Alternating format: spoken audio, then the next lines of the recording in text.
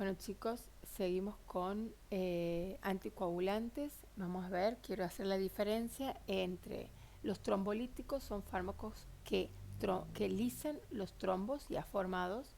Los antiagregantes son fármacos que previenen la formación del trombo, pero a expensas de las plaquetas, de la adhesión, activación y agregación plaquetaria. Y los anticoagulantes son fármacos que previenen la formación de un trombo, pero a expensas de actuar sobre los factores de coagulación de la cascada de la coagulación. ¿Qué son? Bueno, es lo que decíamos. Ahora, ¿dónde actúan y cómo son? Nosotros tenemos, por un lado, las heparinas. Las heparinas son anticoagulantes sistémicos en forma parenteral. Tenemos la fraccionada y la no fraccionada. Las diferencias de ellas difieren en cuanto al peso molecular, por supuesto, como su nombre lo indica, a la biodisponibilidad subcutánea. Aquí tienen que saber que la biodisponibilidad de la heparina de bajo peso molecular subcutánea es del 90%, es lo que la caracteriza. Otra cosa que las caracteriza es que no necesita monitoreo con respecto en comparación a la no fraccionada, que sí requiere monitoreo. La vida media de las heparinas es muy importante saber que la no fraccionada a los 60 minutos está a la mitad de su concentración. Si uno suspende la incorporación, la indicación de heparina a los 60 minutos ya tiene la mitad de la dosis y a las 2 horas ya no tiene más heparina. En cambio, la vida media de la heparina de bajo peso molecular es de 3 a 4 horas. Con respecto al monitoreo, el monitoreo se tiene que hacer obligatoriamente la heparina no fraccionada, que se administra en forma endovenosa, subcutánea la biodisponibilidad es muy baja, y se tiene que monitorizar con el KPTT o la heparinemia. Generalmente se pide el KPTT, que tiene que estar, para saber que está haciendo efecto, de 1,5 a 2,3 veces más del KPTT basal. En la heparina de bajo peso molecular no se realiza de rutina los monitoreos. Ambas producen el síndrome de HIT. El síndrome de HIT es una trombocitopenia inducida por heparina, por supuesto mucho más frecuente en la heparina no fraccionada. Ambas inhiben en diferentes formas a la actividad del factor 10A activado y del factor 2A activado. ¿Dónde actúan? Bueno, si nosotros miramos aquí la vía extrínseca y la vía intrínseca, vamos a tener factores de coagulación que en la cadena terminan por hacer una fibrina estabilizada y que requiere de ciertas activaciones para la misma. Nosotros vamos a ubicar la heparina que activa la antitrombina 3 y con ello conseguimos que no llegue a completarse la cascada de la coagulación. Como les he dicho, impiden la formación del trombo, o sea, de la fibrina. ¿Cómo actúan? Bueno, actúan uniéndose con una unión covalente a la antitrombina 3 y con la molécula también de la antitrombina 3 y con el factor 2A y el 10A. Las heparinas de bajo peso molecular, las más comunes son la noradrenalina, la nadroparina y la enoxaparina. Nosotros usamos mucho la enoxaparina en la actualidad. ¿Por qué? Porque está indicado en la prevención de eventos trombóticos en esta pandemia por COVID-19, que es una viremia protrombótica. Si nosotros tenemos un paciente con heparina y las dosis han sido elevadas o el paciente ha reaccionado de manera inadecuada con hemorragias secundarias a la heparina, tenemos un antídoto que se llama protamina. Eso se administra cuando el sangrado se asocia con un riesgo de vida. Vamos a ver ahora los anticoagulantes que no utilizan los factores de coagulación dependiendo de la vitamina K, que es el dabigatran, el rivaroxaban, el apixaban y otros que vamos a ver. En detalle, el dabigatran es un inhibidor directo de la trombina, se da en forma activa en forma oral, es útil para las trombosis venosas profundas, sobre todo las que están asociadas con cirugías ortopédicas y fibrilaciones auriculares. Es una prodroga, presenta una alta afinidad por la trombina. Una prodroga quiere decir que uno lo indica como una prodroga y en el organismo se convierte en un metabolito activo para poder unirse a la trombina. Tiene una eliminación del 80% por riñón, por lo cual hay que siempre chequear la función renal para dar las dosis, y tiene una mayor incidencia en hemorragias digestivas. El rivaroxaban es un inhibidor directo del factor 10 activado, también se da en forma oral, está aprobado para la trombosis venosa profunda y para la trombosis, para el tromboembolismo pulmonar asociado a cirugía traumatológica. También se puede dar en la fibrilación auricular, pero no valvular. ¿Qué quiere decir no valvular? Que no tenga una válvula mecánica colocada al reemplazo de válvulas aórtica o mitral. Se inicia una vez lograda la hemostasia y no suele utilizarse en insuficiencia renal severa o hepática porque es digamos, se elimina en forma renal. Es una sola toma diaria. El apixaban, que es uno de los más usados, es un inhibidor también directo del factor 10 activado, también es en comprimidos, se administra cada 12 horas, está aprobado para las trombosis venosas profundas y para la fibrilación auricular. El tratamiento depende de la dosis, depende de lo que queramos anticoagular. Se inicia 12 a 24 horas después de la cirugía, no requiere ajuste ni monitoreo de laboratorio y es el que menor eliminación renal tiene, por lo tanto se ajusta a insuficiencia renal, pero menos que el rivaroxaban y el dabigatran. Los nuevos anticoagulantes orales tenemos, aquí están todos, es un resumen. El dabigatran es un inhibidor directo de la trombina, el rivaroxaban y el apixaban son inhibidores directos del factor 10 activado. Están aprobados para la prevención de trombosis venosa profunda en cirugías y en fibrilación auricular. Están aprobados para el tratamiento de la trombosis venosa y el tromboembolismo pulmonar. Se inician muy cercano a las cirugías, no requiere ajustes ni monitoreos de laboratorio como son las heparinas y todos se eliminan en forma renal. Con respecto a la prevención, eso es cuando hay trombos. Cuando hay una prevención trombótica, nosotros tenemos que pensar para hacer prevención en los factores de riesgos de tromboembolismo venoso, como la edad mayor a 40 años, antecedentes de tromboembolismo pulmonar o trombosis venosa profunda, alguna neoplasia, infecciones, obesidad con un índice de masa corporal mayor a 29, varices, fracturas, inmovilización prolongada, intervenciones quirúrgicas mayores de 30 minutos, estrógenos en las mujeres, anticonceptivos, embarazo puerperio y cualquier patología que curse con trombofilia. Las recomendaciones de profilaxis en clínica médica son en pacientes internados por enfermedades agudas, pero que tengan factores de riesgo. Se hace con heparina de bajo peso molecular si no existen hemorragias. Las dosis, por ejemplo, de enoxaparina son 40 miligramos de enoxaparina al día. Los pacientes en cuidados intensivos se recomiendan profilaxis antitrombótica si no existe contraindicación. Eso es en la profilaxis, se da cada 24 horas. En el tratamiento de la enfermedad trombótica ya las dosis son mayores, se dan cada 12 horas. En la enoxaparina se calcula según el peso del paciente, igual que la nandroparina. La colocación es subcutánea y se suspende la heparina de bajo peso molecular cuando empezamos. Si el paciente tiene indicación de continuar con anticoagulantes orales, se suspende 24 horas luego de haber comenzado con los anticoagulantes orales y que el paciente tenga un RIN entre 2 y 3.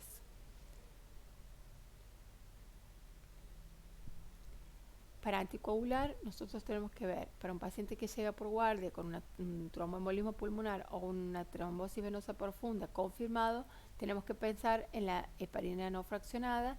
Vamos a poner un bolo endovenoso de 80 unidades kilogramos día, se calcula para el bolo y después se deja una infusión continua que se hace 18 unidades kilogramo hora y se coloca en una bomba de difusión continua para que esté más de 24 horas con dicha bomba.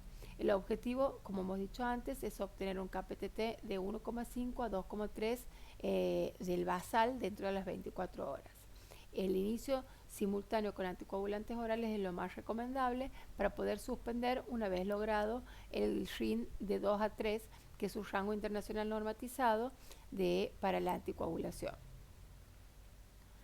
Los lineamientos para anticoagular con los nuevos anticoagulantes orales no vitamina K dependientes para TBP o para TEP, confirmado es rivaroxaban 15 miligramos cada 12 horas. Acuérdense que antes hemos dicho que para la prevención se daban cada 24, en cambio aquí se da cada 12 horas. Se continúa con el rivaroxaban 20 miligramos al día por 3 meses, salvo otra indicación. El apixaban son 10 miligramos cada 12 horas también por 7 días y después 5 miligramos cada 12 por 3 meses según las indicaciones. Hay que hacer control y definir el alta del paciente. Las heparinas de bajo peso molecular y los nuevos anticoagulantes orales son el tratamiento de elección para trombosis venosa profunda y tromboembolismo pulmonar en los pacientes que están hemodinámicamente estables. No se pueden, los inestables tenemos que recurrir a la heparina de no fraccionada y tal vez a los anticoagulantes convencionales, vitamina K dependientes para su alta. ¿Qué es lo que vamos a ver ahora? Los anticoagulantes orales. Tenemos el acenocumarol y la warfarina. Ambos son químicamente derivados de la hidroxicumarina. El mecanismo de acción es inhibir la reducción de la vitamina K, inhibe la carboxilación y por lo tanto no se forman los factores vitamina K dependientes que son el 2, el 7, el 9, el 10 y la proteína C y la S. Bueno, si volvemos al esquema de la vía extrínseca y intrínseca, nosotros vamos a ver que los anticoagulantes orales intervienen inhibiendo la producción del factor 2, 7, 9, 10 y de las proteínas C y S. ¿Cuáles son las diferencias? Bueno, las diferencias son las vidas medias, los cambios de dosis y en la omisión de dosis, que es qué pasa con el rango. Nosotros tenemos que para controlar los anticoagulantes dependientes de la vitamina K, tenemos que el acenocumarol tiene que tener, se dan entre 3 a 4 miligramos día por 48 horas y el seguimiento se hace con el RIN, que se hace con el TP y el RIN, que es son medidas del coagulograma. En la warfarina, en cambio, empezamos con 5 a 10 miligramos al día y controlamos siempre en 48 horas. ¿Qué tienen estos anticoagulantes? Estos anticoagulantes tienen que el tratamiento es muy a medida. Cada persona tiene una forma de estar anticoagulada, entonces uno hace esquemas, planillas de cuántos miligramos al día tiene que tomar. Pero además tenemos que saber que estos fármacos tienen muchas interacciones. Hay interacciones que aumentan y interacciones que disminuyen sus efectos y eso lo tenemos que saber. Si nosotros tenemos un paciente con anticoagulantes y le duele algo, tenemos que ver que el diclofenac, por ejemplo, aumenta el efecto, por lo cual tal vez si él durante los días que va a tomar el diclofenac tiene que disminuir la dosis o saber que si empieza alguna hemorragia o el control está alto es porque ha combinado los anticoagulantes con el diclofenac. Si vemos aquí en la lista, vamos a también encontrar hormonas tiroideas. Entonces, un paciente que toma crónicamente levotiroxina también tiene que estar controlado. Los macrólidos, que son antibióticos, la fluoxetina, que es un antidepresivo, corticoides como la metilprednisolona, el paracetamol, un tafirol común, aumenta, pero no tanto como el diclofenac. Otros antibióticos como la ciprofloxacina, el metronidazol, antimicóticos, alopurinol, amiodarona, fluconazol, toda esta lista, como verán, es larga y faltan todavía, aumentan los efectos. Y quienes lo disminuyen, que también es un problema grande, porque nosotros estamos convencidos de que el paciente está anticoagulado y resulta que empieza con problemas tiroideos y le administran antitiroideos, tenemos que saber que el paciente con antitiroideos va a tener disminución de los efectos de la anticoagulación, como también así el que empieza con carbamazepina, que es un anticonvulsivante, aloperidol, anticonceptivos, rifampicina, y es muy importante esto que es la vitamina K. La vitamina K es la que promueve la formación de los factores que nosotros estamos inhibiendo con los anticoagulantes, por lo cual si nosotros vamos a administrar vitamina K, vamos a saber que vamos a disminuir el efecto del anticoagulante y vamos a provocar más trombos.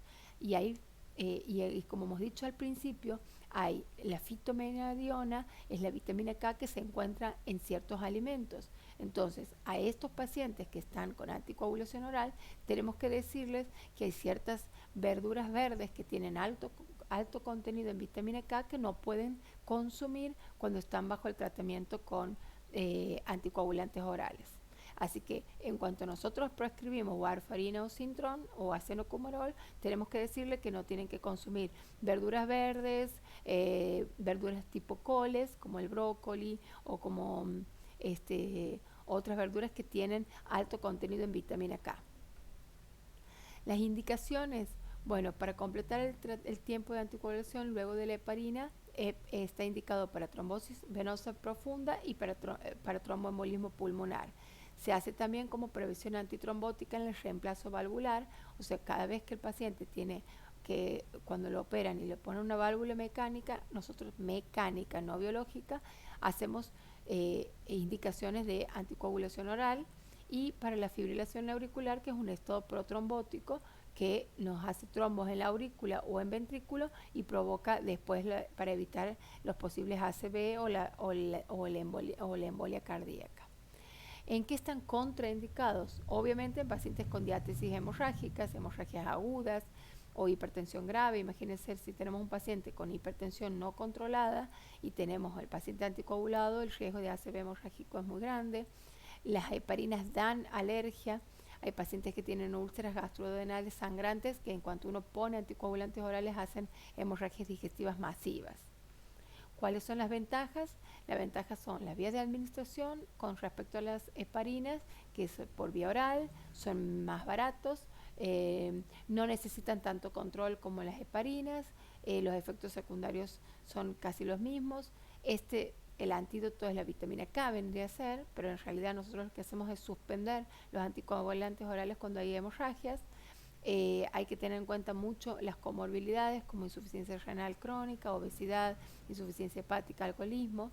Interacciona mucho con fármacos y alimentos, no se pueden dar en el embarazo y la edad es fundamental. Un paciente mayor de 80 años es difícil de indicar los anticoagulantes orales, se prefieren los nuevos anticoagulantes orales que son inhibidores directos de la trombina o del factor 10 activado. Bueno, hasta aquí llegamos. Espero que todas las dudas lo utilicen los foros para preguntarnos, y cualquier cosa estamos a su disposición.